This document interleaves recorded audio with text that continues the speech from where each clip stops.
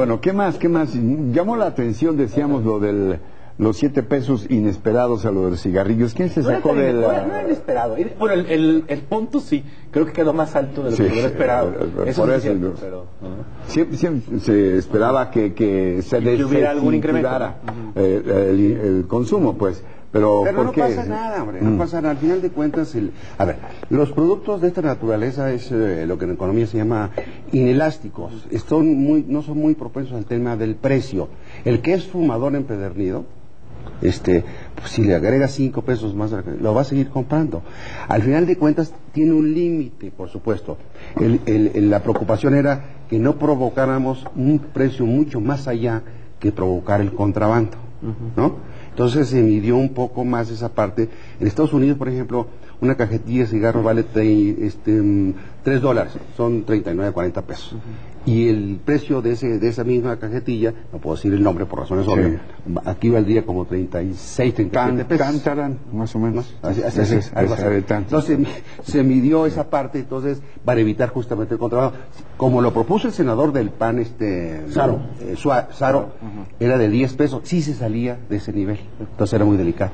Sí, estamos ya en el límite, ¿no? Lo cual está bien, o sea, pues hay que... aunque digan las grandes empresas tabacaleras que se van a salir del país, ya no van a invertir. Definitivamente no se sale. Bueno, vámonos. ¿Y hacia dónde va el país? Con estas determinaciones he tratado de revisar rápidamente los puntos que más han llamado la atención sobre la ley de ingresos. Pero todo esto, ¿qué tipo de país perfila? ¿Hacia dónde vamos? Como en una familia, el determinar cómo se gasta lo que reúne la familia, si son varios los que trabajan, etcétera, se compra coche nuevo, no se compra coche nuevo, dejamos una lana para las vacaciones o no, o mejor pagamos la escuela de fulanito porque se quiere ir a estudiar a no sé dónde. Así se define el país, el presupuesto define el país que queremos ser. ¿Cuáles van a ser las prioridades? Vamos a seguir dándole una gran cantidad de recursos a la seguridad pública, al ejército, a las policías, o vamos a darle recursos a las universidades, a las escuelas públicas. ¿Qué vamos a hacer? El presupuesto que mandó el Ejecutivo traía de entrada más o menos 100,000 millones de pesos menos. Te voy a dar varios ejemplos. Uno, traía más o menos 20,000. 100,000 millones de pesos menos a lo que de este año en varios sectores. Por ejemplo, al respecto. Muy importante. Por ejemplo, trae como 20,000 millones de pesos menos de lo de este año en el campo. Trae como 15,000 o 18,000 millones de pesos menos en carreteras. Trae como unos 10,000 millones de pesos. Alguien diría que gobierno tan ahorrativo. Sí, bueno, pero ahí te va. Como 10,000 millones de pesos menos o 12,000 millones de pesos en universidades públicas estatales, ¿no? En la educación media superior. Trae como en salud como unos 10,000 millones de pesos menos. ¿Y entonces en qué pensaba gastar o qué?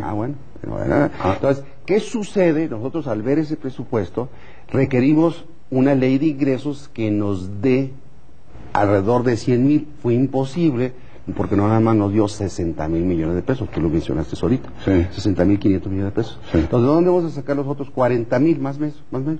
Lo vamos a sacar de las reasignaciones, le quitamos... ¿Para tener lo del año pasado?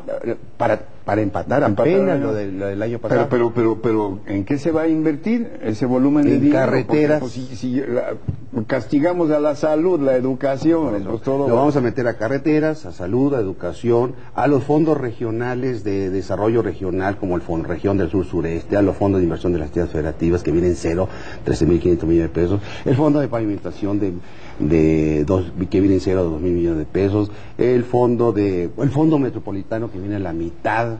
Entonces, esos 4 fondos simplemente faltan 22,500 millones de pesos. Y la seguridad, que ha sido la determinante en la actuación de este gobierno, no solamente, diría yo, en recursos monetarios, sino en tiempo, en esfuerzo, en dedicación.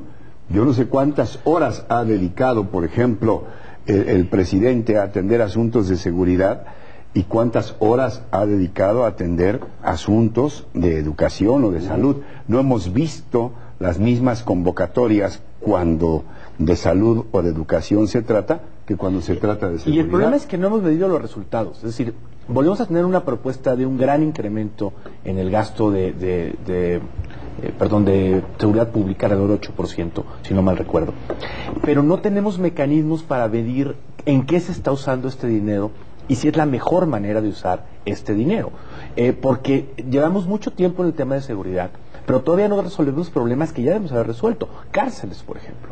Inteligencia, por ejemplo. Es decir, hay temas que con dinero, con política pública, con visión, sí pueden ser resueltos y no han sido resueltos. Entonces, sí creo yo, y esto dentro del contexto general del presupuesto, tenemos que avanzar una asignación de gasto en donde le damos las evaluaciones, los resultados y las prioridades de gasto. En este caso, seguridad es una prioridad. Así es. Pero a mí me parece que, por ejemplo, tenemos que meterle más al gasto preventivo, por ejemplo. O al no gasto preventivo, tenemos que saber en dónde el gasto está mejor focalizado. Y creo que en la propuesta no queda claro. Pero, por ejemplo, lo que envió el presidente en materia de gasto en seguridad pública, eso se lo vamos a dejar como está, le vamos a respetar esa propuesta. Yo creo que fue un incremento muy importante en materia de seguridad pública. Vamos a dejar como está, no lo vamos a tocar. Otros programas que a nuestros ojos no son correctos, por ejemplo, publicidad o promoción, o gastos de comunicación, de la plena pueblo pobre y gobierno rico. O bien, vamos a decir, con muchos gastos, mucha burocracia. Tiene problemas. Por ejemplo, tenemos un gasto enorme en publicidad, en comunicación social. ¿No? ¿Y qué pasa? Tenemos una sociedad muy mal informada, paradójicamente. Tenemos un gran gasto en... Una cosa es ser bombardeada por mensajes y otra cosa es que eso se traduzca en una información adecuada. Segundo, tenemos un gasto enorme en materia de desarrollo social y tenemos más pobres. Tenemos un gran gasto en materia de inversión en Pemex, por ejemplo, enorme, 20 mil millones de dólares, y menos producción petrolera, y menos reserva. Y cada vez más cara las gasolinas. ¿Dónde quedó la bolita? Ese es el problema. Entonces nosotros en el presupuesto tenemos que inducir un presupuesto que vaya a fomentar el desarrollo de las actividades productivas de los particulares, de las personas, de las empresas. Y si aprobamos un programa de la ley del primer empleo que va a fomentar para que los empresarios, o los pequeños, medianos y grandes empresarios contraten a aquellas personas que nunca hayan tenido un trabajo y registrado en el Seguro Social, para inducir la formalidad de nuestra economía. Tenemos políticas públicas que van contrapuestas. El Seguro Popular induce la informalidad y la política económica va en otro camino. Necesitamos que converjan las dos cosas. Ese es el gran punto, para que haya rumbo. A propósito, nosotros hemos propuesto, hicimos el pasado jueves 4 propuestas. Una fue que la Cámara de Diputados esté obligada a tomar en cuenta indicadores y evaluaciones a la hora de reasignar gasto. Es decir, ya hay muchas cosas que sabemos de evaluaciones. Sabemos que tenemos que invertir menos en hospitales y más en la operación de los mismos, porque tenemos muchos hospitales a medio usar. Sabemos que los programas de desarrollo social han permitido crear una red de protección más o menos efectiva para disminuir la pobreza más básica, pero muy mala para sacar a la gente de la pobreza. Entonces tenemos que invertir en programas que incrementen las actividades productivas. Sabemos que la seguridad pública no está dando resultados y que no estamos reconstruyendo el tejido social. Entonces necesitamos programas que permitan hacer esto. Nosotros vamos a proponer, por ejemplo, un programa que permita darle una beca universal a todo estudiante de preparatoria. Eso en la Ciudad de México ha tenido un gran resultado. Ha permitido disminuir en alrededor de la mitad la deserción escolar en la preparatoria. Entonces, un muchacho que está en la escuela, que tiene la oportunidad de estudiar, es un muchacho que no va a ser presa del crimen organizado. Que no sea nini. Lo que estamos viendo en Juárez... ¿Ese es el programa? Nosotros hicimos, el programa de primer empleo es para que no haya niños, precisamente. Pero eso debe ser complementado con programas que dejen que los muchachos estén en la preparatoria. Y ahí sí ya cierra el ciclo. Y ojalá que ustedes en lo del presupuesto, perdón, yo no soy nadie para andar recomendando cosas, veamos esto porque estamos perdiendo nuestra capacidad de asombro. Cada vez hay más matanzas entre jóvenes, por lo mismo. entre jóvenes, ¿cuántos años entre jóvenes diputados? Por desgracia, no solo entre las víctimas, sino también entre los victimarios, cada vez es menor la edad. El asunto del narcotráfico antes era un asunto de hombretones, de gente bragada, ya cada vez es más de chavos. ¿Por qué razón? Porque como no generamos empleo, generamos 200,000 empleos promedio por año en los últimos 10 años. Ya está la Secretaría de... Tenemos desempleados o empleados. Trabajo y alegando que si no son y tantos. delincuentes, desafortunadamente, lo que acaba de y decir solo es una gran preocupación. El 25% de los jóvenes que debería estar en preparatoria están en preparatoria.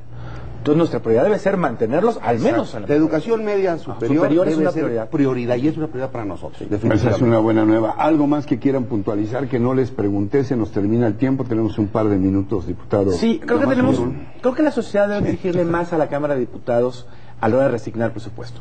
El juego que siempre hemos jugado es que ahora manda el Ejecutivo un presupuesto en el que los diputados, sabe dónde los diputados le vamos a subir. Creo que esto lo tenemos que cambiar por un tema donde con más información y más racionalidad atendamos las prioridades del país y los programas que sí dan resultados. Esos son los que vamos a atender y los otros no. Así de sencillo. Y esa es la exigencia que debemos tener. Pero la Cámara de Diputados Diputado, está haciendo su papel. Y nosotros estamos haciendo su papel de lo que dice el artículo 74 constitucional, que dice: la Cámara de Diputados aprobará, modificará y modificará el presupuesto que envíe el Ejecutivo Federal. Nosotros le vamos a modificar la plana del Ejecutivo Federal, definitivamente, en materia del tema del presupuesto. Y otro punto muy importante: vamos a revisar permanentemente el ejercicio de los recursos. Porque una cosa es que lo aprobemos y otra cosa es que se ejerce y se ejecute bien. Ese segundo paso es el que estamos trabajando casualmente, el diputado Llerena y yo. Se ha iniciado, pero creo que tiene que ser mucho más por supuesto. Diputado Cano Vélez, diputado Llerenas Morales, gracias por igual a ambos por su presencia, por su confianza. Yo les quiero decir, para quienes piensen, ¿y por qué no invitó a alguien del PAN? Que sí lo invitamos. A los dos diputados les consta, pero no vino. No voy a decir quién porque soy periodista, no chismoso. Y no se trata de estar diciendo, ay, pues que no sé cuánto y que a Lora ya quién sabe qué le pasó. Pero vino el diputado. Pero yo creo que estuvo muy bien la mesa, muy representativa. Que representa a los dos. Ya están. Bueno, nos vamos. Aquí están nuestras vías de contacto. Gracias. Críticas, todo. Ojalá en el presupuesto el PRI ahora pueda resarcir de que no cumplió la baja del IVA. No vamos. Y en el presupuesto. Espero la próxima semana en otro reporte 13 con la continuación de esta charla. ¿Verdad? Gracias. Hasta entonces, hasta siempre.